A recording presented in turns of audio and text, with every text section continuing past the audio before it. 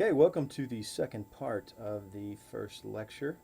We finished up, we were talking about different types of psychologists, and let's continue on from there. We finished with the developmental psychologists. They look at the nature versus nurture debate. In other words, are we the way we are because of our parents, the way they raised us, or because of our genetics?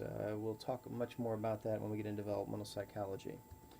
The next type of psychologist is a personality psychologist.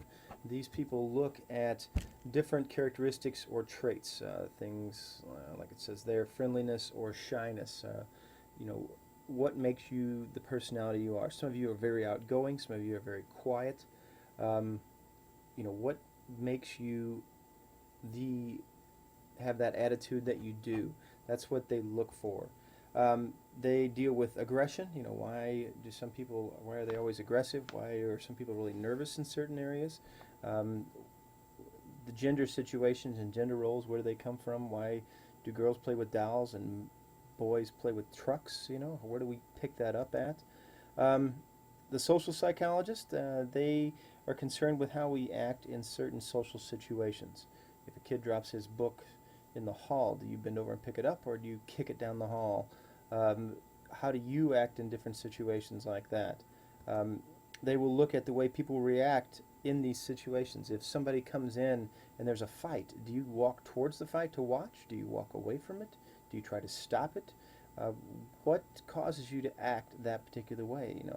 Why do some people not wash their hands when they get done using the bathroom? More people will wash their hands if there's somebody else in there. If there's no one there, they don't wash. Kind of scary, isn't it?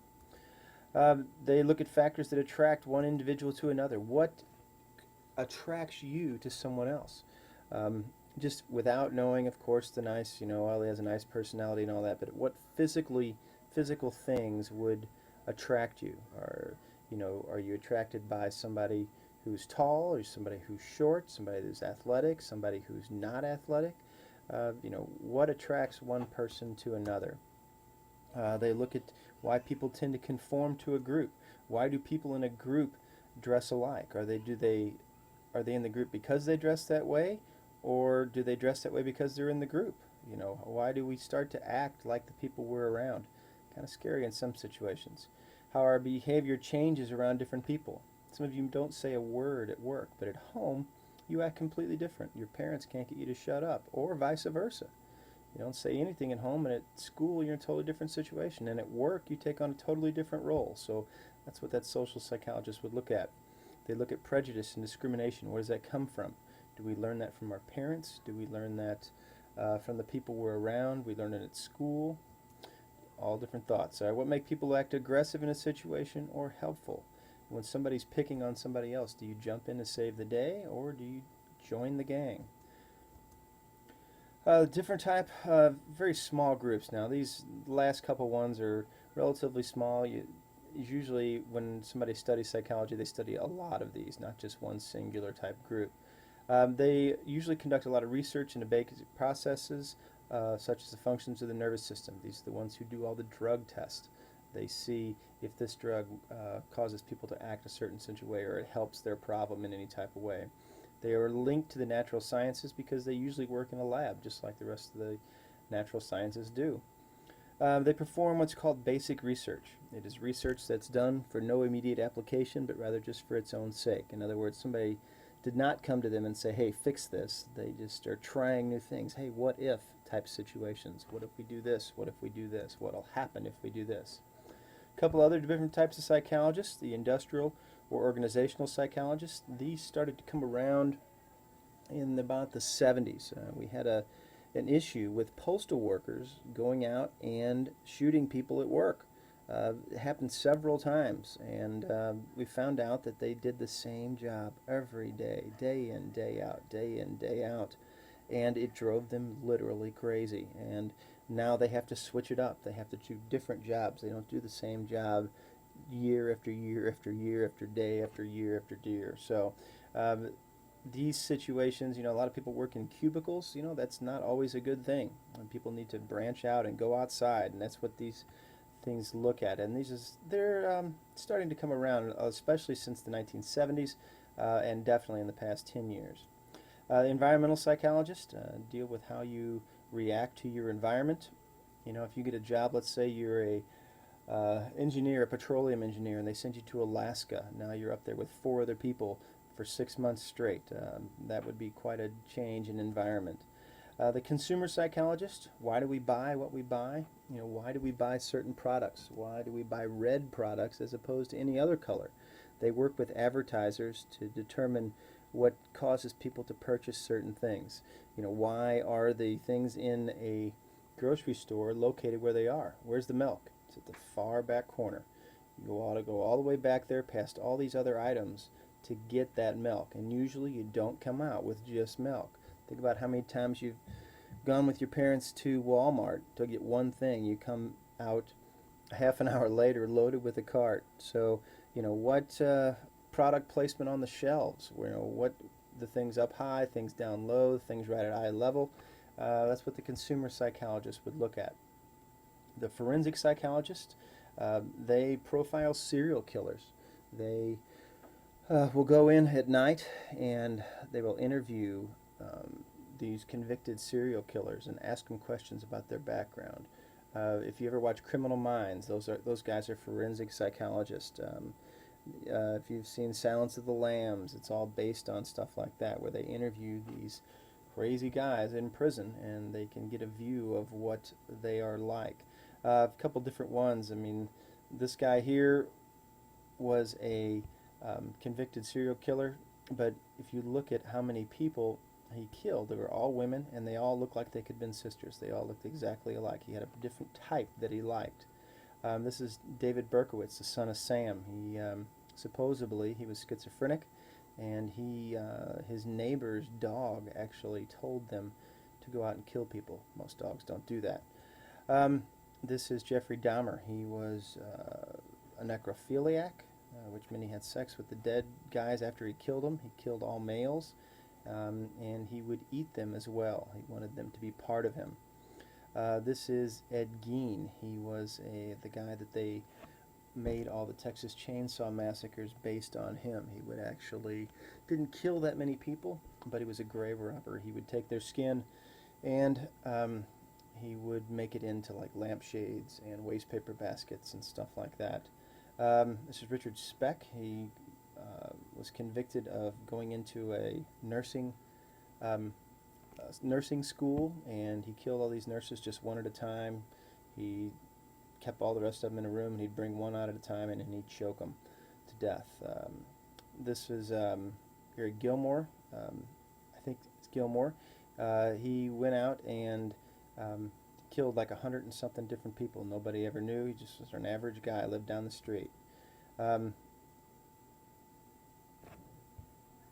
This guy's name is John Wayne Gacy. He killed mostly young males and buried them in the crawl space under his house. This guy here was, I think his name was Chikatilo. You can't get mad at me for the pronunciation on that. He was a Russian serial killer, and since the Russians only had state media and they didn't want to panic anybody, this guy was able to kill several hundred young kids without panicking anybody because nobody could read about it in the paper. This is Wayne Williams. He was a black serial killer, which is relatively rare. He killed young boys in Atlanta. He was convicted of, I think he killed something like 20 kids. He was only convicted of 3 or more, but that was enough to put him away forever. And this is Elaine Warhol. She was, if you saw the movie Monster, she was a female serial killer. She was a prostitute. She would kill guys, take their money, take their cars, whatever else. Very rare because you don't find many women serial killers. But all of these were investigated by forensic psychologists. Health psychologist, this is something relatively new where they have determined that a lot of your stuff in your health is related to how you feel about certain emotions, things like that, and how your mind affects your health. Rehabilitation psychologist, these are the guys who are talking to these soldiers that are coming back from war, helping them rehabilitate them if they've suffered some trauma, or maybe you've had some trauma like your leg has been cut off or something like that. Now physically that takes a a rehabilitation person, but you also have to deal with that mentally. Very difficult to do. Okay, let's talk about the history of psychology a little bit. Let's go back to the Stone Age. Back in the Stone Age, they thought that you had evil spirits if you acted different than everybody else, and they would remove parts of your skull. They've actually found skulls that have parts that have been chipped away to release these evil spirits. Of course, you die soon afterwards because they didn't have any type of anesthetic, and I'm sure it would hurt like the bejesus as well. Then the Egyptians come along. These are the guys, with the pyramids. They believe that a little man named Ka lived in your head. They had a lot of gods, and they believed that Ka was one of those little guys that controlled what you did. The next group were the ancient Greeks. These was Plato. This is way back there. His motto is "Know thyself." Today's psychologists call this method introspection. It means looking within. In other words, you ask yourself, why did I do that? Why am I thinking what I'm thinking? There must be some other reason behind it. There's a picture of Plato. Well, not a picture, actually. And then Aristotle was a student of Plato. He wrote the first book on psychology called Peri Psyches. It means about the mind. It was not a book as we would think as a book, but probably just a collection of writings. And that was the first book on psychology. Next person to come along, he's known for associationism, how experiences remind us of previous experiences. In other words, how does this remind me of, I've been here before. The next guy, Hippocrates, not Hippocrates, but Hippocrates. He's the first to suggest that mental problems come from abnormalities in the brain. Now, this is the first guy who is not completely theoretical. At the time, you weren't allowed to dissect bodies. Once somebody was dead, only certain lower parts of society could deal with them, and we weren't allowed to touch the bodies. Well, Hippocrates had his students go out and steal bodies so they could draw pictures of the dissected bodies and figure out how things actually work. He's the first one that really kind of is a scientist. He's starting to go in the right direction. If you go to medical school, you have to take an oath, and that is called the Hippocratic Oath. Then come the Middle Ages, and we take a step back, like we always have in the Middle Ages. Most of the people of the day thought that mental problems came from demon possession, so we step all the way back to the Stone Age. They practiced something called trial by ordeal. It meant that they would torture you until you would finally admit, yes, I'm possessed by a demon, and then they would kill you. So either way, you were in deep trouble. So demon possession, once again, the Middle Ages often called the Dark Ages for that reason, because we got nothing out of it. In the 16th, 17th, 18th centuries, they decide they're going to get scientific again, but they take a step in the wrong direction. They start the science of phrenology. It's the reading of the bumps on your head. A guy would come along, they had everything mapped on your skull, and he would read the different bumps in different areas, and if you had a bump in a particular area, he'd go, oh, you must be super friendly because you have a bump right here. There's absolutely nothing to it. The shape of your head has nothing to do with your mental capacity. Then we start torturing people. We would take people and blindfold them. They would stress them out in particular things. I mean, that thing there, they'd put people in it and then spin it around in a circle, and of course that would make you crazy. They would throw cold water on you.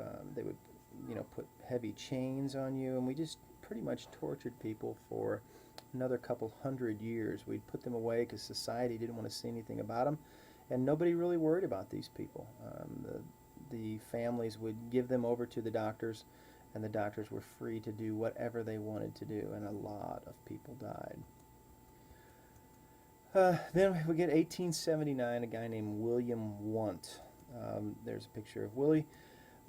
He started the field or school of psychology called structuralism, and he's kind of a theorist. The basis of it, he says that your conscious, not your conscience, but your conscious is broken into two basic elements. You have objective sensation and you have subjective feelings. If you look at this can of soup, Look at it for a second, and then I will join you on your next lecture.